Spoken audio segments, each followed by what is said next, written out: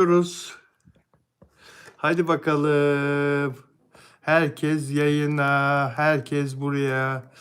Magazin dünyasında yaşanan ilginç gelişmeleri konuşacağımız yayınımız başladı arkadaşlar. Duyanlar duymayanlara söylesin. Herkesi bekliyoruz. Tarçın bile geldi. Gel Tarçın. Gel Tarçın. Çok yaramazsın Tarçın. Tarçın çok yaramaz. Tarçın çok o kadar yaramaz ki Tarçın. Of of. Sizin köpeğiniz var mı? Köpekler çok tatlı oluyor. Merhaba. Caner nasılsın? Merhaba. Evet arkadaşlar. YouTube'un sizlere Bilal Özcan yayını başladı mesajını göndermesi ve sizlerin yayına katılmanız neredeyse bir 50 saniyeyi alıyor, buluyor. Teşekkür ederim. Sağ ol Caner. İyiyim ben de. Eksik olma. Seher Duman da geldi. Banu Kabaş burada. Banu hoş geldin. Dilya da geldi. Merhabalar. Seher Duman. Neden benim yüzümden? Sıla Deveci geldi. Hoş geldin. Gülseren burada. Nuray Yaylacı burada. Evet arkadaşlar. Ee, Caner moderatörüm Caner burada. Diğer moderatör arkadaş Ümran Keleş henüz katılmadı. Gelebilir o da biraz sonra ama biz sohbetimize çoktan başladık öyle değil mi arkadaşlar?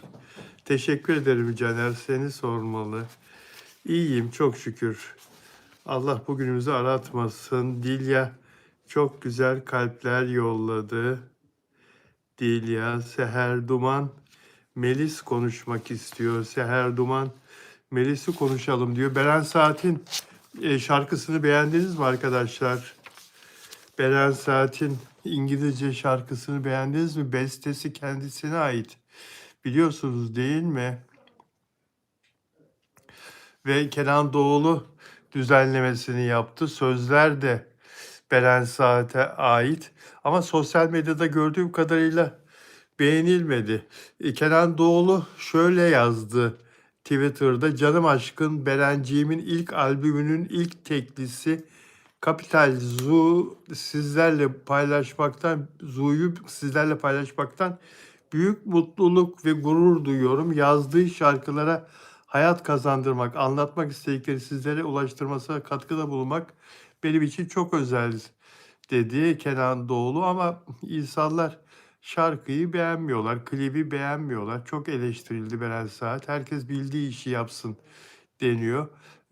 Dün akşam da birlikte sahnedeydiler ve öpücüklere boğdu Beren Saat'i, karısını Kenan Doğulu. Mutlu bir hayatları var. Mutlu bir karı koca ilişkileri var. Allah daha iyi etsin diyelim ama şarkıcılığı Beren Saat'in çok iyi başlamadı. Kenan Doğulu diyor ki Beren'in başka güzel şarkıları da var. Onlar da geliyor. Bir sürü şarkı yaptı. Beren Saat bir albüm dolusu şarkı hazırladı. Ve onlar yaklaşık 3-4 senedir hazır. Çıkaracak zamanla uygun zamanı bekliyorlardı. Ve insanlar beğenmediklerini söylediler bu ilk şarkıyı. Şimdi ben bu konuda bir şeyler yazdım. Onları size okumak istiyorum. Beren Saat'in bu şarkısıyla ilgili. Kapital Zoo, Beren Saat'in bu şarkısının ismi. Ne anlatıyor şarkıda, ne anlatıyor? Beren Saat bu şarkıda modern dünyayı bir insan hayvanat bahçesi metaforuyla anlatıyor. Modern dünyayı insan hayvanat bahçesi olarak anlatıyor. İnsanlar özgür doğuyorlar ama toplum, sistem ve kapitalist bir düzen içinde yavaş yavaş ehlileştirilen, izlenen ve kalıplara sokulan varlıklara dönüşüyor. Şarkı sözlerinde derin mesaj var. Beren Saat yazdı bu şarkı sözlerini. Şarkı asla bir aşk şarkısı değil. Daha çok felsefi bir manifesto gibi arkadaşlar. Bireysellik ve özgürlük arayışı şarkı sözlerinde, sisteme uyum baskısına karşı bir başkaldırı, kendin ol mesajı verilmek isteniyor şarkıda. İçindeki çocuğu kaybetmeme fikri veriliyor. Toplumun dayattığı kimliklere karşı bir direnç var bu şarkıda. Biz vahşi yaratıklarız ama Capitol Zoo'da sergileniyoruz söylemi var. Bu fikir öne çıkıyor arkadaşlar. Şarkı görünmez kafeslere karşı bir itiraz. İçimizdeki özgür çocuğa bir saygı duruşu. Çok felsefi bir şarkı. Beren, Beren ne yapıyorsun Beren? Yani bu bir klasik pop şarkı değil arkadaşlar. Daha çok art pop, sanat pop, alternatif manifesto havasında bir şarkı. İmaj ve mesaj odaklı. Yani yani bu bir hobi çalışması da değil. Burada bir amaç var. Sanat odaklı bir uluslararası projeye giriş denemesi bu arkadaşlar. Bu şarkı marifetiyle Beren Saat art pop listelerine, uluslararası listelerine girmeyi hedefliyor. Yani dinleyicisinin de festival kitlesi olmasını arzu ediyor. İngilizce söylemesinin tesadüf değil. Global playlistlere, algoritmalarına girmek arzusunda. E, Yani burada alternatif Avrupa müzik çevrelerine ulaşma arzusu var Beren Saat'te. Türkiye'deki pop kalıplarından bilinçli olarak bir uzaklaşma söz konusu. Bundan sonraki şarkılarını da dinleyelim. Onlar da çıksın. Onlar da çıksın arkadaşlar. Ondan sonra tam notunu veririz Beren Saat'in hedefiyle ilgili. E, Sosyal medyada oyuncu, şarkıcı olma çabasında diye eleştiriliyor ve beğenilmiyor. Çünkü insanların dinlemeyi sevdiği, insanların her gün duymayı sevdiği tarzda bir şarkı değil bu. Deneysel bir şarkı aslında. Bizim Türk toplumunun çok tasvip etmediği bir tür. Beren Saat oyunculuğun dışında bir sanatçı olarak da anılmak istiyor. İşini genişletmek istiyor. Sanat dünyasındaki işini genişletmek istiyor.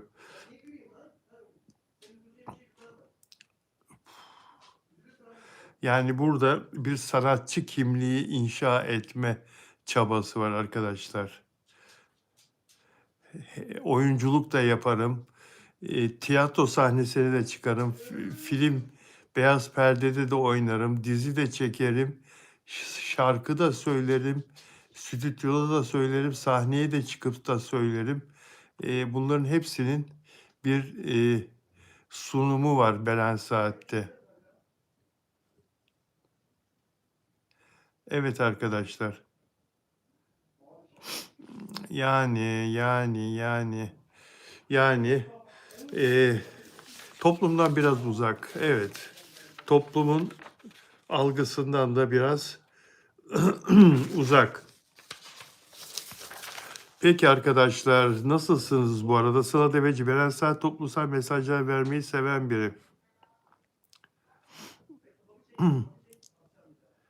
Evet, aynı festival filmleri gibi bizim rağbet edebileceğimiz bir tür değil diyor Sıla Deveci. Evet arkadaşlar. Melis Sezen Mert Ramazan Demir için konuştu. Şimdi onu birazdan yorumlayacağım arkadaşlar. Bu arada bu arada dostlar Tarkan e, konserlerde seyirci rekoru kırmıştı biliyorsunuz. Ve bu seyirci rekoru kıran bu çok başarılı geçen konserlerle ilgili seyircisine, hayranlarına, Türk toplumuna çok güzel mesajlar verdi. İnsanlara teşekkür etti. İzleyen, izlemeyen, konserine gelen, gelmeyen herkesi mutlu etti.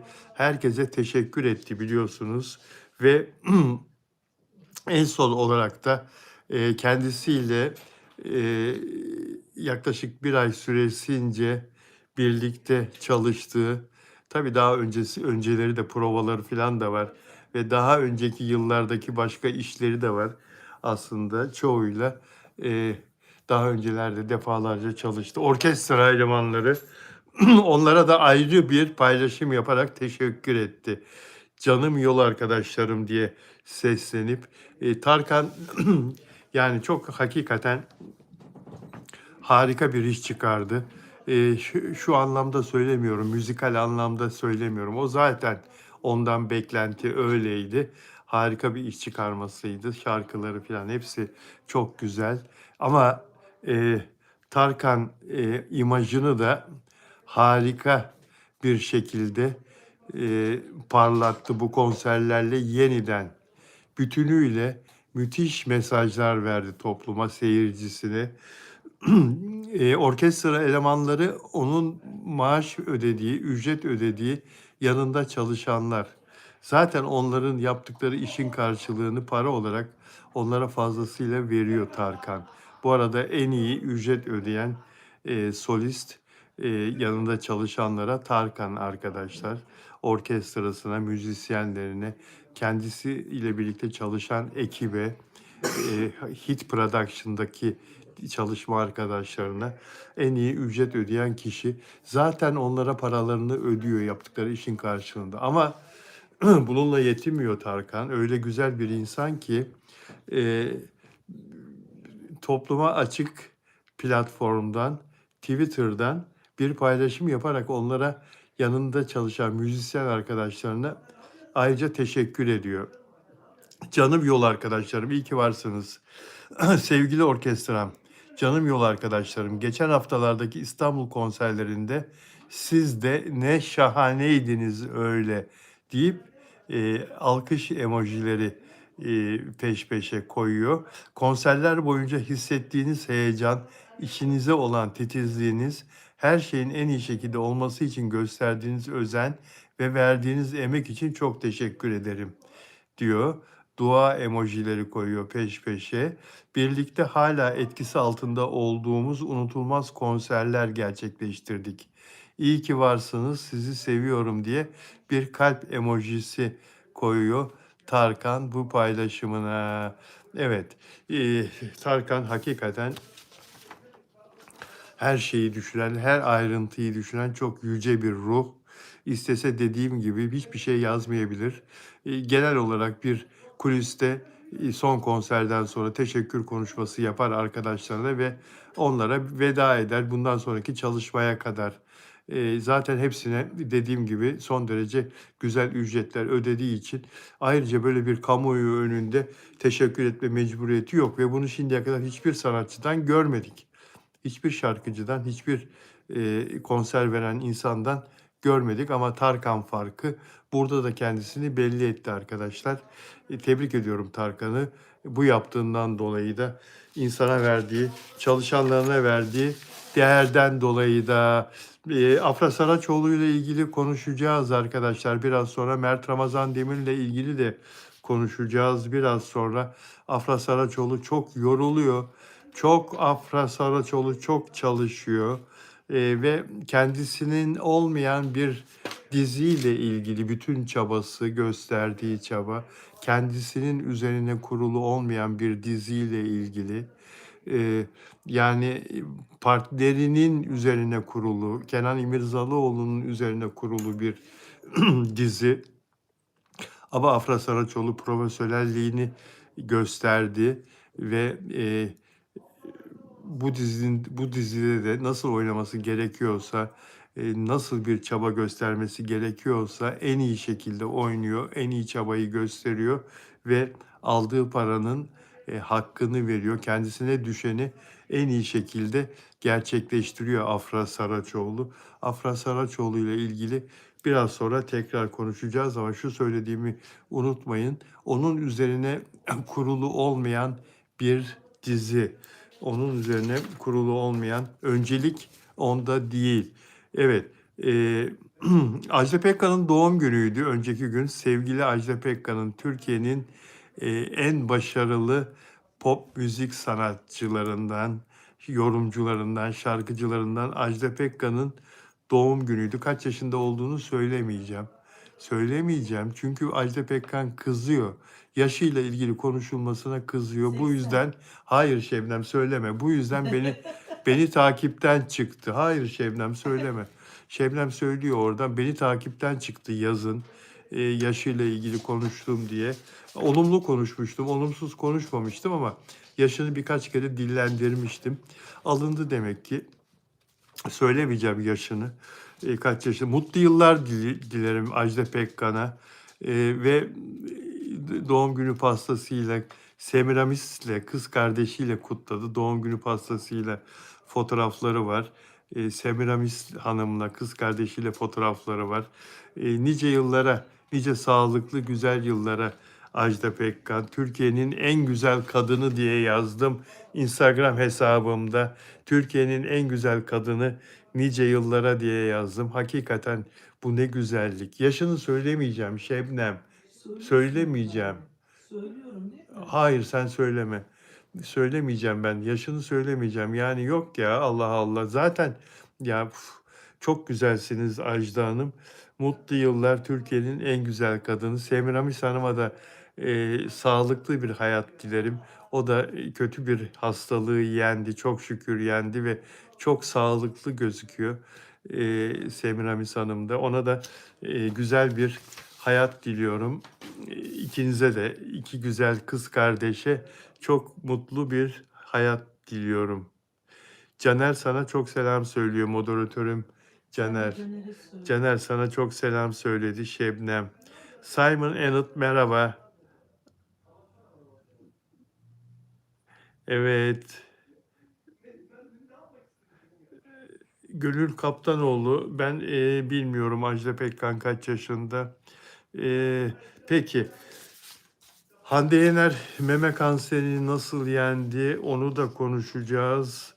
Onu da konuşacağız. Dün akşam çok güzel bir dizi seyrettim. Ya dün akşam ben çalışıyordum arkadaşlar. Salonda oturmuş çalışıyorduk. Hidayet her zamanki gibi Galatasaray'la ilgili gelişmeleri takip ediyordu. Sosyal medyadan oğlumuz. Şebnem televizyonda Star'da bir dizi açtı. Baktım ismi Sevdiğim Sensin. Allah Allah dedim bu diziyi hiç bilmiyorum. Meğersem ilk bölümüymüş. Yeni başlamış. Yahu önemli de bir şey yapıyorum. Çalışmam lazım. Diziye şöyle bir 15-20 saniye baktım. Bilgisayarı kapattım, indirdim aşağıya. Takılı kaldım diziye. Yani sardı beni dizi. Aytaç Şaşmaz ve Helin Kandemir başrollerde. Dizinin ilk sahneleriydi galiba.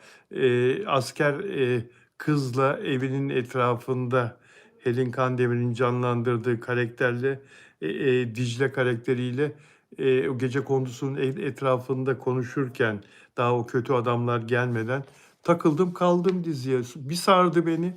Bir sardı. Şebnem dedim bu yarın dedim göreceksin çok iyi reyting alacak dedim. Hakikaten sonra bırakamadım diziyi. Bir 40 dakika falan seyrettim. Ve işime dönmek zorundaydım. Döndüm. Ama o 40 Sonunu dakika merak ettim. o 40 dakika dolu doluydu seyrettiğim kadarıyla. Sonra işime döndükten sonra da sonunu merak ettim. Diziyi Şebnem'e sordum nasıldı sonu diye. O da anlattı bana yani bölümün sonu. O da çok güzel devam ettiğini söyledi. Benim seyretmediğim kısımlarında ve sabahleyin baktığımda günün ikincisi olmuş. En çok seyredilen 100 program içinde gün ikincisi olmuş. Güzel reyting. İlk bölüm için güzel reyting. Ve Helin Kandemir, aferin Helin, 22 yaşında ama çocukluktan oyuncu. Yani kamerayla çok alver yapmış, kameraya çok yatkın bir oyuncu ve çok yetenekli. Helin yeni bir kadın başrol kazandık. Bu ilk başrolü ama bundan evvel oynadığı dizilerdeki oyunculuklarıyla bunu hak ettiğini göstermiş zaten yapımcılara, yönetmenlere. O yüzden de yapay gözükmeyen bir oyunculuğu var. Gerçekçi bir yüzü var kızın. Dram sahnelerinde son derece doğal ağlayabilen, duygusal yoğunluğu yaşayabilen ve imajı da temiz. Sosyal medyada da filan hiç böyle yer almamış. Hiç aşırı magazinleşmemiş. Beren Saat'in genç dönemine benzeyen bir genç oyuncu. Beren Saat'in ilk yıllarına benzeyen bir oyunculuğu var kızın. Bir oyunculuk aurası var ve gençlerin de sevdiği bir oyuncu olduğunu öğrendim. Genç hedef kitleye hitap ediyor. Bu kızımız Helin Kandemir. Aytaç Şaşmaz'ı zaten tanıyorsunuz. Aytaç Şaşmaz sempatik ama maskülen bir imaj ve romantik başrol erkek için ideal bir oyuncu. Genç kadın izleyiciler Aytaç'ı çok beğeniyorlar ve bu diziye de çok yakışmış Aytaç. Çok yakışmış. Başarılı bir oyuncu. Bu dizi sevilir, daha da yükselir. Daha da yükselir ve aynı gün yayınlanan rakipleri kendilerine başka gün arasınlar diyorum. Diyorum. Sizler izlediniz mi? İzlediniz mi Sevdiğim Sensin dizisini? Çok beğenerek izledim diyor Neziha. Çok beğenerek izledim diyor.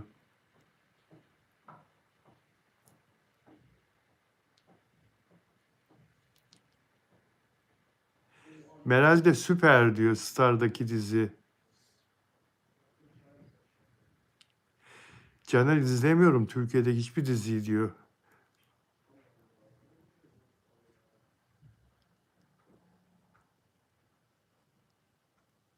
Evet, Doğduğun Ev Kaderindir dizisinde oynamıştı Helin. Helin Kandemir, evet. Evet arkadaşlar. Yani bu arada bu arada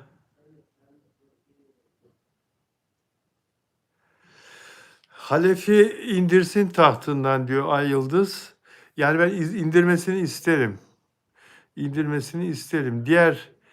Oradaki diğer iki diziden daha iyi. Onları geçti reytinglerde. Bu ülkenin yeni senaristlere ihtiyacı var diyor Caner. Yaratıcı insanlara ihtiyacı var.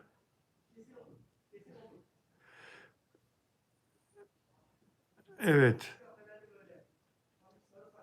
Abi izlemedim diyor. Mert'in dizisini bekliyorum diyor Sıla Deveci. Ay Yıldız indirecek Bilal abi diyor. Abi bitsin final yapsın diyor Meral Bildik. Abi'nin son bölümünün reytingi zannedersem önceki bölümlere göre daha düşüktü değil mi arkadaşlar? Ben bir AB'yi hatırlıyorum. En düşük AB'ydi 5. ilk bölümlere göre çok daha düşüktü.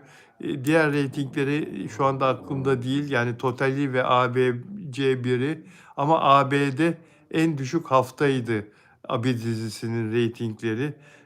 Abi dizisi hakikaten yani bu kavga, dövüş, işte silahlı çatışma falan tam bir artık şey oldu, sıkıntı, çekilmez bir hal aldı. Afra Saraçoğlu imzaladığı sözleşme, verdiği söz gereği oynuyor. Afra Saraçoğlu'nun üzerine sahne yazın, oyun yazın dedik. Afra Saraçoğlu'na hiçbir şey yazmıyorsunuz. Varsa yoksa Kenan İmirzalıoğlu'na yazıyorsunuz dedik. Afra'nın oyunculuğunu görmek istiyor insanlar dedik. Sözümü dinlediler. Geçen bölüm Afra Saraçoğlu'nun üzerine baya bir sahne yazdılar. Ve Afra Saraçoğlu ne kadar iyi bir oyuncu olduğunu gösterdi bir kere daha. Afra Saraçoğlu'nun üzerine oynamazsanız, yazmazsanız siz kaybedersiniz. Seyirciyi kaybedersiniz. Reytinginiz daha da düşer. Afra Saraçoğlu'nun dizisi değil bu dizi. Abi dizisi. Bu Kenan İmirzalıoğlu'nun dizisi. Oysa ben şöyle olmasını arzu ederim. Başrol oyuncuların dizide eşit hakları olsun.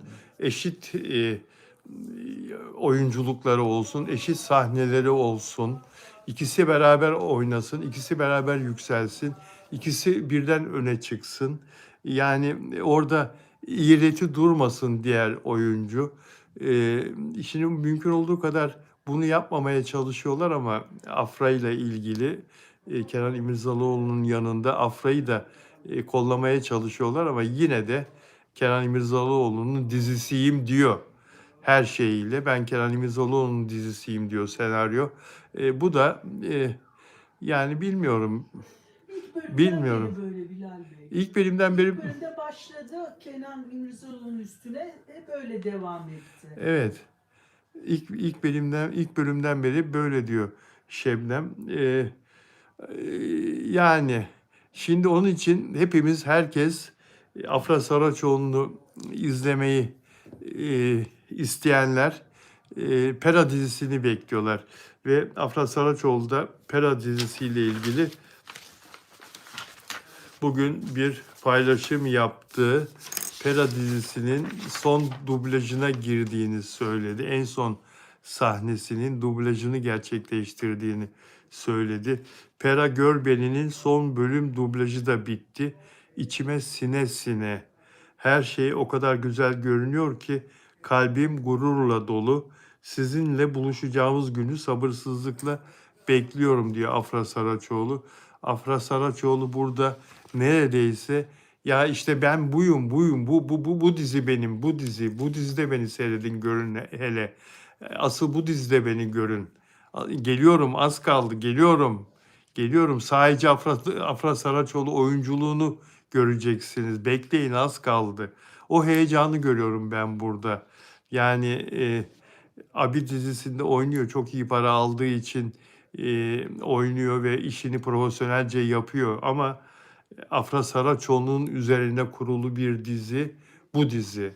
Anlatabiliyor muyum? Pera Gör Beni dizisi. Ve o yüzden onu sevenler herkes bu diziyi bekliyorlar. Bütün sektör de görsün. Ben eminim Afra'nın çok iyi bir oyunculuk çıkarmış olduğundan ve çok iyi bir dizi geldiğinden bütün sektörde görsün oyunculuk nasıl olur. Dizi onun üzerine kurulu olunca rahat bir şekilde kendini hissedince nasıl oynayabildiğini herkes dizi yayınlanmaya başladığı zaman görecek arkadaşlar. Mert Ramazan Demir ne olacak diyor sahipsizler fan.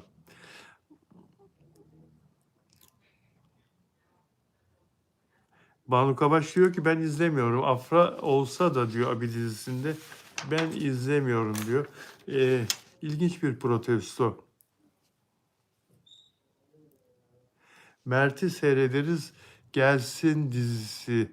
Mert'i seyrederiz diyor Meral. Meral Bildik. Mert gelsin diyor. Yani arkadaşlar Mert'in dizisiyle ilgili de işte kanal bulunamadı henüz. Kanalla anlaşma sağlanamadı. Hangi kanalda oynayacağı belli değil. Anlaşma yok şu anda ulusal kanallarla. Tabii yapımcı belli bir pay istiyor. Belli bir e, kazanç istiyor. Kanallar da reklam gelirleri çok düştüğü için yapımcılara minimal ödeme yapmak istiyor. Ama burada oyuncu giderleri var. Ondan sonra prodüksiyon giderleri var. Çok pahalandı her şey. Kanal da ona göre iş yapmak istiyor. Bakalım nasıl olacak. Olmazsa eğer ulusal kanallarla anlaşamazsa OGM dijital havada kapar. Dijital havada kapar. Netflix ve diğerleri Mert Ramazan Demir'in bu Melis Sezen'le dizisini satın almak için hazır bekliyorlardır arkadaşlar. Eğer ulusal kanallar alıcı olmazsa şimdi çekimler Bu anlaşma sağlandıktan sonra mantık onu gerektiriyor başlar. Bir hafta diyen var, 2 hafta diyen var çekimlerin başlaması için ama öncelikle kanalın belli olması gerekir. O eskidendi. Eskiden para bolken, enflasyon böyle yüksek değilken, dolar, euro bu seviyelerde değilken kanal henüz belli olmasa bile dizi çekiliyordu. Nasıl olsa arkadan kanal bulunuyordu da. Ama şimdi o işler öyle olmuyor arkadaşlar. Bu arada özel üyelerimden Dilek Şenyurt burada mı? Dilek Şenyurt, Almanya Frankfurt'tan. Dilek Şenyurt'u göremiyorum henüz. Nelly Manzano geldi mi? Nelly Manzano, Arjantin'den sevgili Nelly gelirdi, çoktan gelirdi. Nelly uyuya mı kaldın Nelly? Orada saatler çok farklı. Nelly Dilek Şenyurt işten çıkma saati galiba. Dilek'in yolda olabilir. Birazdan eve geçer ve açar. Delfina Dimasio Şili'den. Delfina da uyuyordur. Orada da saatler değişik. Güney Amerika'da çünkü Şili'de. Delfina Dimasio. Mabel Matiz S5F. Mabel Matiz nickli arkadaşım, özel abonem burada mı? Mabel Matiz de yok. Peki arkadaşlar, bir tek moderatörüm Caner burada, sevgili Caner burada. Dün de ben yoktum diyor Caner, misafir gittim diyor. Peki Caner. Dijital kanallar Mert Alkapon'un hayatını çevirtmek teklifi yapmışlar diyor Osman Ulusan. Osman, Al Capone'un hayatı çok ilginçti tabii. Bu dışarıda, yurt dışında yani 60-70 sene evvel de çekilmişti. Sonra da çekildi bildiğim kadarıyla. Mert Ramazan Demir'e de yakışır. Mert Ramazan Demir'in aslında o tür yapımlarda oynaması lazım. Hakikaten öyle. Hakikaten Çok yakışır. çok yakışır. Çok, Muhteşem olur. değil mi? Çok yakışır. Mert Ramazan Demir yani her türlü oyunculuk, her türlü rol yakışır da şimdi Al Capone bir gangsterdi ve çok yakışıklıydı ve çok meşhur bir gangsterdi. Mert Ramazan Demir biraz çalışırsa atraksiyon, spor, dövüş sanatları ve silah tutma, şu bu, silahla şov yapma kamera karşısında, o tür rollere çalışırsa olur. Olur yani. Neden olmasın? Ve kadınlar bayılıyordu Al Capone'a. Çok sevgilisi vardı. Mert Ramazan Demir'e de bayılıyorlar. Ondan yakışıklısı mı var? Mert Cüneyt Arkın gibi diyor Caner. Çatapat dizilerinde oynatacaksın diyor. Çatapat dizilerinde Cüneyt Arkın gibi. Evet, rahmetli Cüneyt Arkın gibi. Cüneyt Arkın da gençliğinde çok yakışıklıydı. Çok genç kadının kalbini çalmıştı. Şimdi de Mert Ramazan Demir o yolda diyor antiler. Hayır, Mert Ramazan Demir'in hayatında tek bir kadın var arkadaşlar. Mert Ramazan Demir'i çapkın olarak nitelendirmeyin lütfen. Afra Saraçoğlu'su var onun. Mert Ramazan Demir Afra Saraçoğlu'dan hiçbir zaman vazgeçemiyor. Hiçbir zaman vazgeçemiyor. Peki Melis Sezen ne dedi? Mert Afra çok seviliyor diyor Melahat. Melahat hoş geldin. Mert bir ince çapkın diyor Caner. Caner hayır bak. Caner darılırım sana. Mert bir ince çapkın değil. Mert Ramazan Demir için nasıl çapkın dersin ya? Onlar Afra ile beraber barıştılar. Banu Kabaş çok selam söylüyor Şebnem. Ben de söylüyorum. Şebnem de sana çok selam söylüyor. Evet, Melahat burada. Peki. Melis Sezen, Mert Ramazan Demir'in Delikanlı Kod isimli dizide biliyorsunuz partneri arkadaşlar. Melis Sezen Ve Melis Sezen'e katıldığı etkinlikte dün bizim muhabir arkadaşlar Mert Ramazan Demir'i soruyorlar, partnerini soruyorlar. O da Mert Ramazan Demir'le ilgili güzel şeyler söylüyor. Ne diyor? Mert'le tanıştım. Çok tatlı, çok güzel bir enerjisi vardı. Hayırlısı olsun inşallah diyor. Keşke Melis biraz daha konuşsaydın ya. Mert'i biraz daha anlatsaydın. Mert sana ne dedi? Sen Mert'e ne dedin? Sonra ne konuştunuz? Sonra ne oldu? Yani ne bileyim ben, masada başka kimler vardı? Filan falan, iyi olurdu ya. İyi olurdu. Melis biraz gergindi. Soru alınca, gazeteciler soru sorunca Melis'in karakteri öyle. Biraz gerildi, biraz böyle ciddiyetle belliydi. Hep kısa kısa, hep kısa kısa. Acaba şeyden korkuyor galiba. Gaf yaparım, yanlış bir şey çıkar ağzımdan diye. Diğer bir iki soruya verdiği cevaptan da onu anladım.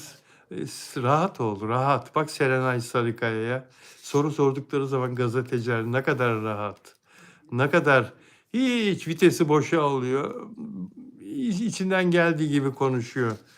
Yani Hande Erçel de biraz gergindi ama o da alıştı, öğrendi o da artık mikrofonlara nasıl konuşması gerektiğini.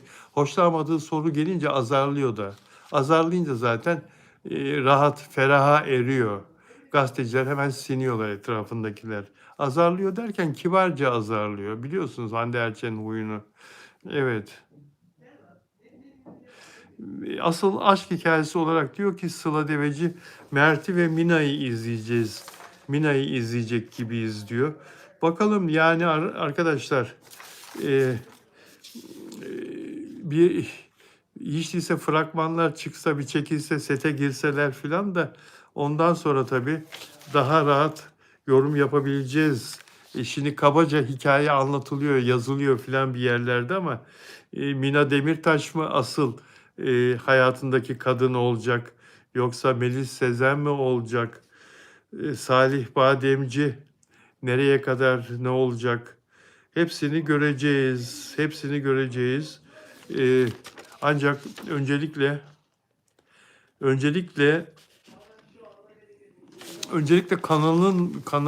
kanal hangi kanalda yayınlanacak? Kanalın bulunması lazım. Öyle değil mi?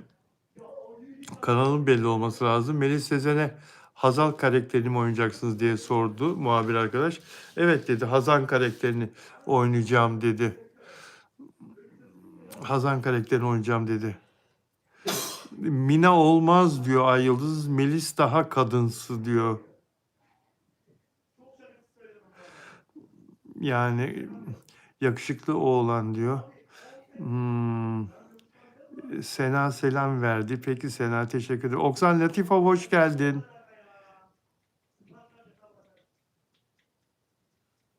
Oksan. Ya Ay Yıldız diyor ki kanallar sıraya girmiştir. Mert var sonuçta diyor ama yani Oksan 3 aydır kanalla anlaşılamadı daha. 3 aydır. 3 aydan da fazla oldu. Henüz bir televizyon kanalıyla anlaşılamadı. Yani sektör eskisi gibi değil arkadaşlar. Sektör, yapımcılar kıvranıyor. Televizyon kanalları da zor durumda. Reklam gelirleri bayağı düştü. Yani sektörün içindeki insanlara sorarsanız yazmıyorlar, anlatmıyorlar. Evet. Hande Yener, Sezen Aksu'yla e, Hande bizi Sezen'e götür konserleri çok beğenildi, çok arzu ediliyordu. Yenilensin, yine bir konser yapsın diye gidemeyenler izlemek istiyorlar. Hande Yener'i sahnede Sezen Aksu şarkıları söylerken dinlemek istiyorlar ve Hande Yener onları kırmadı. 11 Nisan'da yeni bir konser yapacak. Hande bizi Sezen'e götür konseri yapacak arkadaşlar. Ve bu Ülker Stat salonunda, basketbol salonunda, bu Ataşehir'de yapıyordu konserleri ve çok fazla seyirci alıyor orası, biliyorsunuz. Şimdi bu 11 Nisan'daki konserin yine çok büyük ilgi görmesi bekleniyor Hande Yener'in. Bakalım, bakalım arkadaşlar. Ben de gitmek istiyorum Hande Yener'in Şebnem gideriz değil mi bu konsere? Gidelim. Hande Yener konserine gitmek istiyoruz. Hande Yener'le ilgili bir haberim daha var. Onu da artık yarın yayınlarız dostlar. Bugünlük bana müsaade ve lütfen beğen yapın. Abone değilseniz abone olarak izlerseniz beni çok mutlu olurum. Sizler sayesinde daha güçlü oluyoruz ve daha bir şevkle çalışıyoruz. Bu yayınları yapıyoruz arkadaşlar. Abone olarak izlemenizi e, arzu ederim, isterim ve beğen yapmanızı isterim. Dostlarınıza bizi tavsiye etmenizi arzu ederim. Sizleri seviyorum. Görüşmek üzere inşallah. Kendinize iyi bakın, olur mu? Sevgiyle kalın.